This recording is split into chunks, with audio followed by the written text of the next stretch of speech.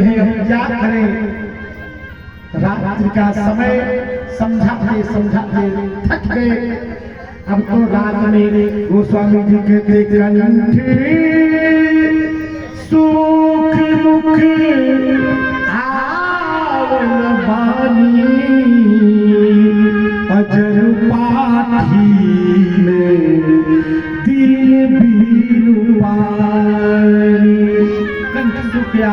ऐसा लग रहा है जैसे किसी मछली को जल से निकाल करके बाहर रखने को छटपटाती हुई मछली जल की याचना करती है। भगवान शिव को याद कर रहे हैं। राम राम रटे बिगल भुआलो राम राम रटे बिगल भुआलो चल बीनो पतंग बिहंग बिहालो चल बीनो पतंग बिहंग बिहालो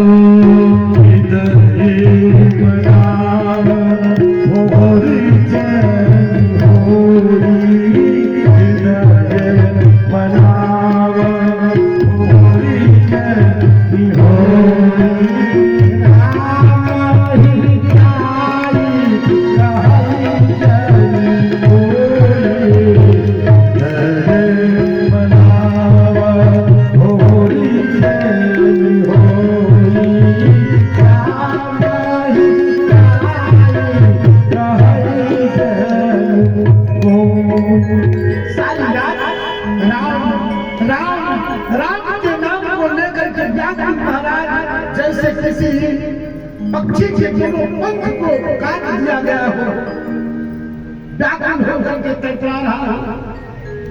सारी रात राम राम राम करते हुए छटपटा रहे हैं और भगवान शिव से कहते हैं हे आशुतोष, हे भगवान शिव, आप मेरे ऊपर कृपा करें।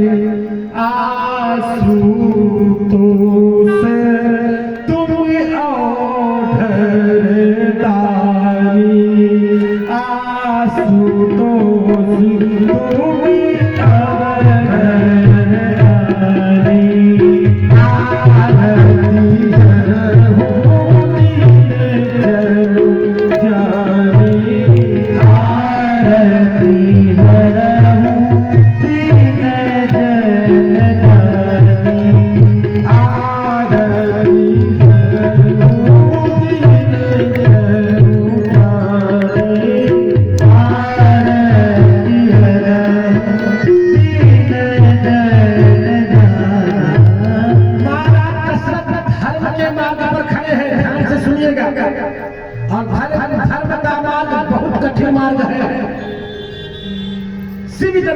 हरिश्चंद्र नरेशा एक बार विचार करते हैं कि मैं तो महाराज हरिश्चंद्र के कुल का।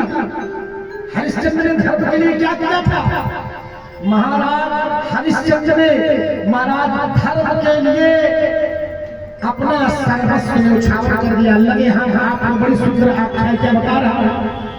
एक बार विश्वामित्र और वशिष्ठ वैकुंठ गए इंद्र जी के पास। वहां पर बातचीत होने लगी। इंद्र ने कहा अब तो ऐसा कोई राजा नहीं रह गया जो सत्यवादी हो, धर्म के मार्ग पर चलने वाला हो। सभा में वशिष्ठ जी बैठे थे। उन्होंने कहा नाना महाराज, हमारा एक शिष्य है, नाम है हरिश्चंद्र, राजा है अयोध्या का, आज भी धर्म के मार्ग पर और सत्यवादी है।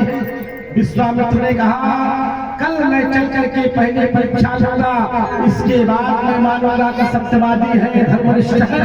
और प्रातः काल द्वार पर महाराज उससे पहले सत्र में सारे राज्य को पाठ को मांग लिया और जैसे प्रातः काल हुआ पहुंच गए द्वार पर और पहुंचकर कहने लगे महाराज सत्य की बात याद है? महाराज हरिश्चंद्र ने कहा हाँ महाराज बिल्कुल याद है। तो सत्य के अनुसार संपूर्ण राजपाट का आपने दान कर दिया है और साथ में 8 भाग सोना भी।